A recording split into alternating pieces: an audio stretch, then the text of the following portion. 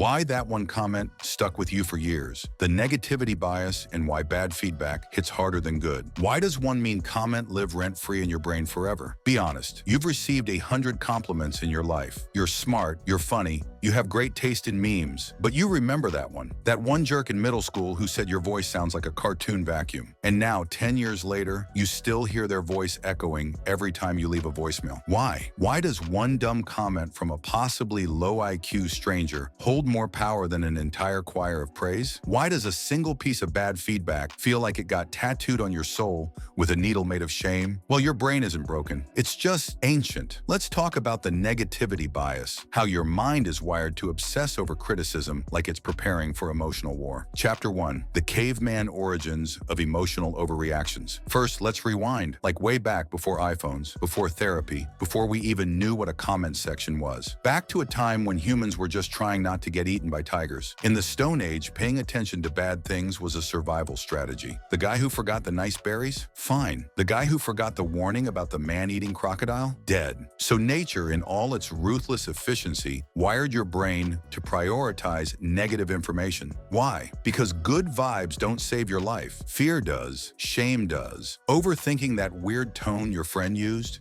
That's prehistoric brain software trying to keep you from getting kicked out of the tribe. So next time your brain replays that time your boss raised an eyebrow at you in 2019, just remember, your amygdala thinks it's saving your life from lions. Chapter 2. Compliments are Teflon. Criticism is superglue. Here's where it gets hilarious and tragic. Compliments, those sweet fuzzy dopamine nuggets, slide right off your mental Teflon. You hear "you did great" and your brain goes, "Nice, moving on." But criticism, even the mildest critique, lodges itself into your soul like a splinter dipped in vinegar.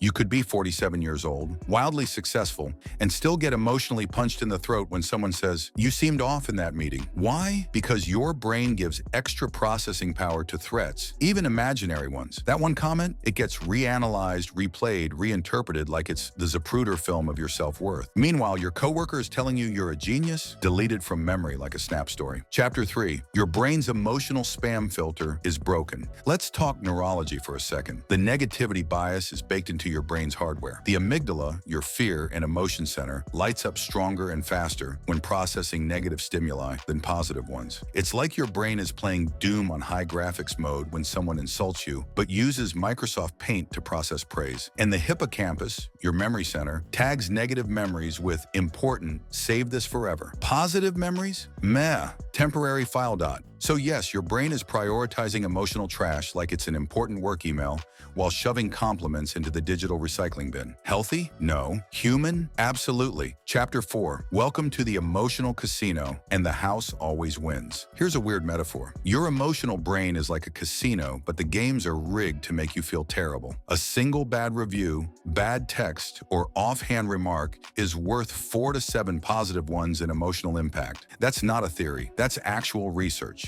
You need a small army of encouragement to balance out just one hit of negativity. Think about it. You can post a selfie, get 100 likes, and then one comment says, "You look tired." Boom, you spiral. The 100 people who hit are now just footnotes in your emotional trauma novel. It's not vanity, it's psychology. Your brain is trying to protect you by highlighting anything that could signal rejection or failure. But instead of helping, it just makes you feel like trash on a perfectly good day. Chapter 5. Internet comments. The emotional equivalent of stepping on Legos. Nowhere does the negativity bias party harder than online. The internet is like a negativity buffet. You go in for a little validation and come out with a plate full of identity crises. Social media, YouTube comments, Reddit threads, they're all curated collections of unfiltered human judgment. One minute, someone says, "This changed my life," and the next someone else says, "You look like a sentient loaf of bread." Guess which one your brain bookmarks forever? Even when we know trolls exist just to stir up chaos, their words hit, because our brains don't differentiate between feedback from experts, strangers, or 12-year-olds with anime profile pics. Pain is pain, even if it comes with a Naruto gif. Chapter 6. School, parents, and the criticism Olympics. Let's not forget where this all started. Childhood. Remember how school reports always had that one area for improvement? Even if it said, "Kizar is a joy to have in class," it also said, "But he needs to speak up more." Boom. That last part is all your brain remembers. You carried it for years like a psychological backpack backpack full of emotional bricks. Parents, same story. You could clean your room, ace your test, be a model child, and still hear, "Why didn't you put the ketchup back?" Those little cuts add up. And because they often came from authority figures, your brain filed them under definitely true. That's the power of repetition and reinforcement. And that's how early criticism becomes the voice in your head that now sounds suspiciously like your math teacher. Chapter 7, Romantic Relationships, aka Mirror Neuron Battlegrounds. Nothing hits harder than a comment from someone who loves you. Why? Because when your brain mirrors their emotions, the stakes skyrocket. If your partner says, "You always interrupt me," your brain doesn't go,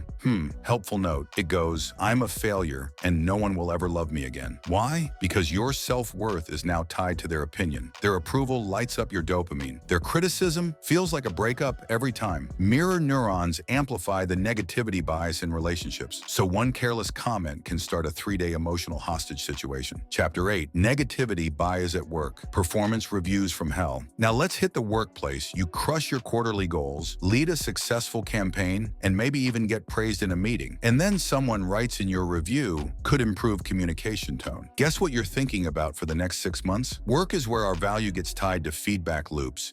And because we're all trying not to get fired, our brains treat criticism like existential threats. The negativity bias makes sure every negative comment gets laminated and framed in your emotional gallery. You might forget your password 5 times a week, but you never forget when Jeff from accounting said your slide deck was a bit wordy. Chapter 9, The Secret Power of Negativity and How to Fight Back. Okay, let's be fair to negativity for a second. Not all negative feedback is evil. Some of it helps you grow, adjust, and not become an egotistical maniac. But the key is balance, and your brain's negativity bias is terrible at balance. So how do you fight back? Step 1, acknowledge the bias. Remind yourself that your brain is exaggerating the impact, that one comment isn't the whole story, it's just louder. Step 2, reinforce the positive on purpose. Journal compliments, screenshot praise. Print out that one email that said, "You nailed it." You need to give the good stuff more weight manually. Step 3, talk back to the voice. When the bad comment replays in your head, ask, who said it? Were they right? Do I respect their opinion? If the answer is no, mentally throw it in the emotional garbage where it belongs. That one comment was loud, but it wasn't the truth. You are not the worst thing someone has ever said about you. You're not the typo in your resume, the awkward joke you made in 10th grade, or the offhand comment someone once blurted out before their 3rd coffee. That one comment stuck because your brain is trying to help. It thinks it's protecting you, but it's using ancient tools in a digital world. The negativity bias is loud, but you get to choose which voices you turn into your inner narrator. So take a breath, zoom out, and remember, for every bad thing someone said, there are 100 more people thinking something good and just not saying it out loud. Smash that like button, unless you're still thinking about that one comment from 2008. If this made you laugh, cry, or feel a little uneasy, you're welcome. Hit that like button like it's the backspace on your self-doubt. Subscribe so you never miss another breakdown of why your brain is doing backflips over stuff from middle school. And drop a comment below. What's your one comment that lived rent-free in your head way longer than it should have?